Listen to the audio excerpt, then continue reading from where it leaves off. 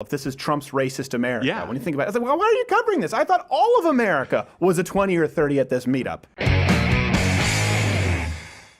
Question of the day, why do you think the media is so dead set on vilifying straight white males and downplaying the real dangers of ugly ideologies? Now, we can document, and we will in this segment, that it's happening. We can posit theories, but why do you think it's the case? Comment below. I want to hear from you. Of course, this ties into the Unite the Right rally, even though I don't think any of us got the memo. Poorly more of a meetup. organized. Yeah, it's more of a really poorly organized meetup. So about 20 or 30 white supremacists who met up, marched this weekend, along with hundreds of cops, hundreds of members of the media, and thousands of ANTIFA members, of course, who were threatening to beat up said cops and the media.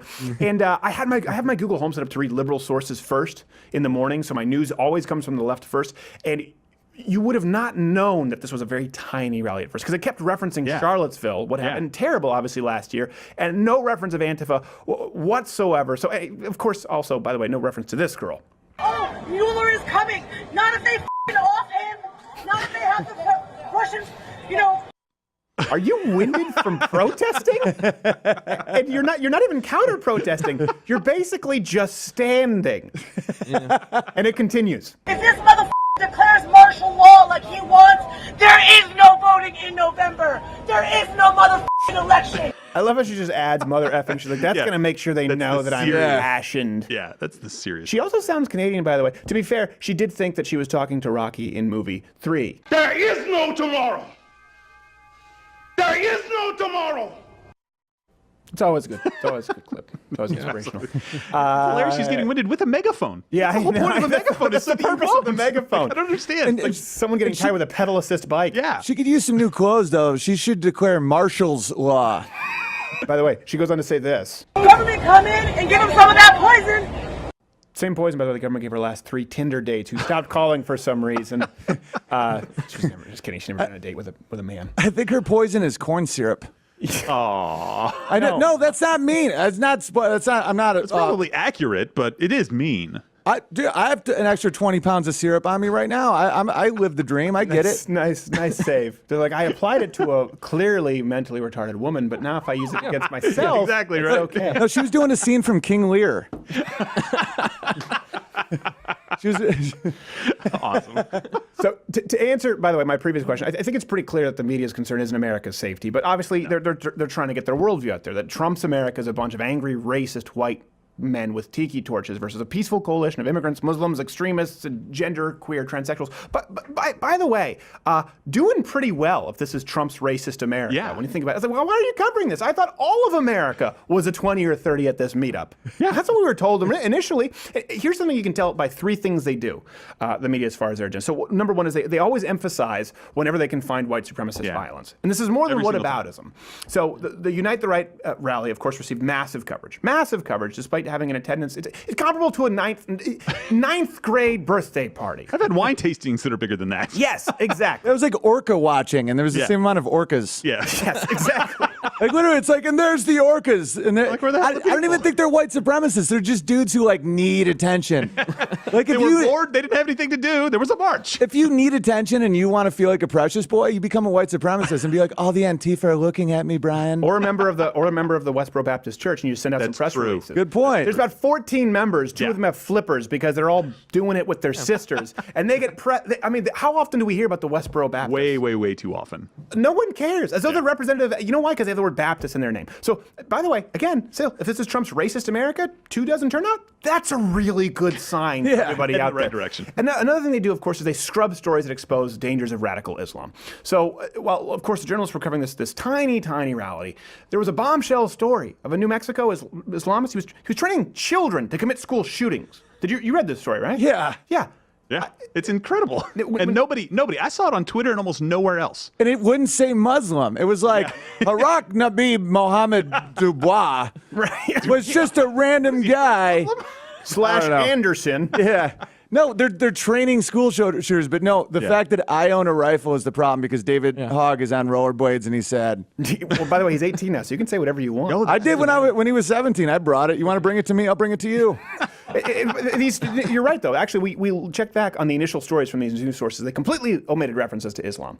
or the compound's ties, like you said.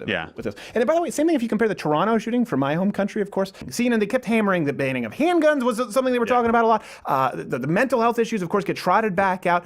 Didn't know that he was a Muslim shooter who visited ISIS websites prior to the attack. And ISIS, by the way, claimed responsibility for the shooting. That should have been a tip-off. Like, it was not the white men. It was not the white men. It was us. We real bad. Hashtag bad dudes. Can you go on, get out of the way for a second? I think there are 30 people at a march on Washington getting yelled at. We got some real news to publish. Through a megaphone. It was just female lesbian train spotting, just screaming and panting. What's happening? Oh, there you go. Look at Hopper. That would be the most popular portion of today's program. Yep. Still responsible for 92% of all terror-related deaths, by the way. Islam, in case you're wondering, this comes from Cato. Compare that, by the way, to the deaths at the hands of white supremacists. It's not even close. No. And the Charlottesville guy was just a random schizophrenic dude who just freaked out. They never talk about the Charlottesville guy or the Vegas shooter. Do you notice that? Well, yeah, because it was the same with that shooting at that newspaper. Remember, they were like, Milo Yiannopoulos motivated someone on the right, and that turns out it was just some like dude who like hated a girl, and then no one talked about it again. Yeah, it was just like once they realize it isn't the narrative they want, it's just gone. Remember YouTube? Gone. They're like, oh, it's a weird vegan lady who likes pandas.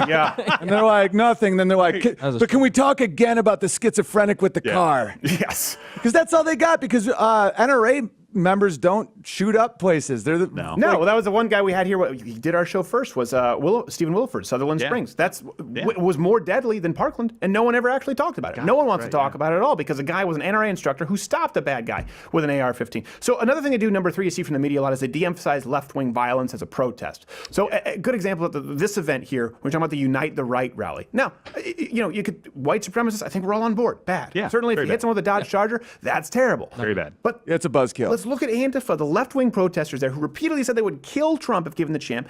They beat police officers, they damaged equipment, and they attacked journalists. It's caught on tape.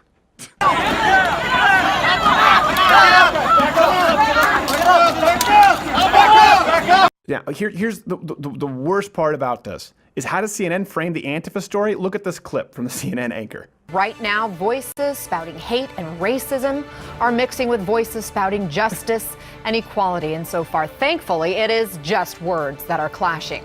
Way to throw your on-the-field reporters under the bus. Can you imagine that? Like, all right, we're going to send you out into the field here for the Unite the Right rally. Okay. Exactly. But if I get dragged out and beaten up and acid attacked, like you're going to cover it, you're going to avenge me, right? Yeah.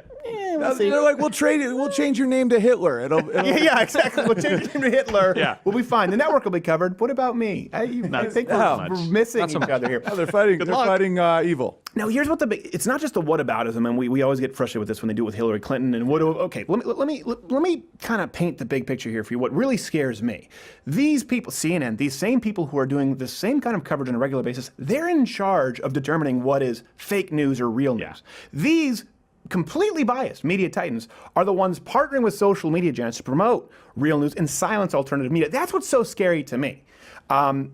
People who see the Alex Jones situation, whether you agree with him or not. I see a lot of people saying that corporations they're just becoming extensions of the government, and they're effectively the ones doing the censoring. And I've seen this quite a bit. As a matter of fact, I think, what's his name from the Young Turks? Was on Joe Rogan. Something? No, it was on Joe Rogan. He's left, I think. Is it Jimmy Dore? Jimmy Dore. Yeah, like the decent one. Yeah. Jimmy Dore, yeah. Jimmy Dore. He was talking about how they're kind of this extension, the corporations of the government. I'm going, okay, hold on a second. Think about this. If that's true, Donald Trump was an Alex Jones fan.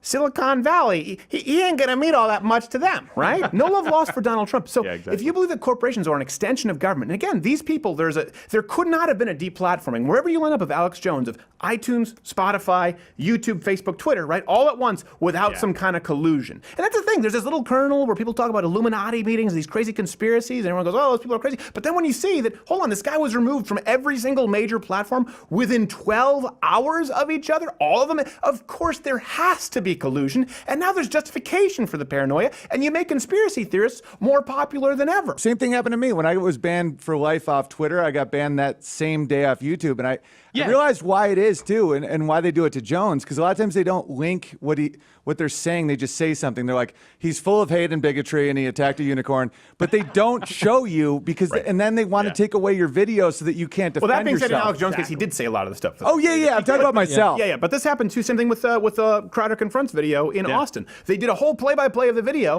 but they never actually show you the video. And that's a sign that I think everyone should be looking for, whether you're right or left, is transparency. If you consistently tune into a media outlet who says for someone else what they can say for themselves, that's why we let Pinta Nina Santa Maria Cortez make her own arguments. We run her own clips and then address them because we want you to see what they have to say.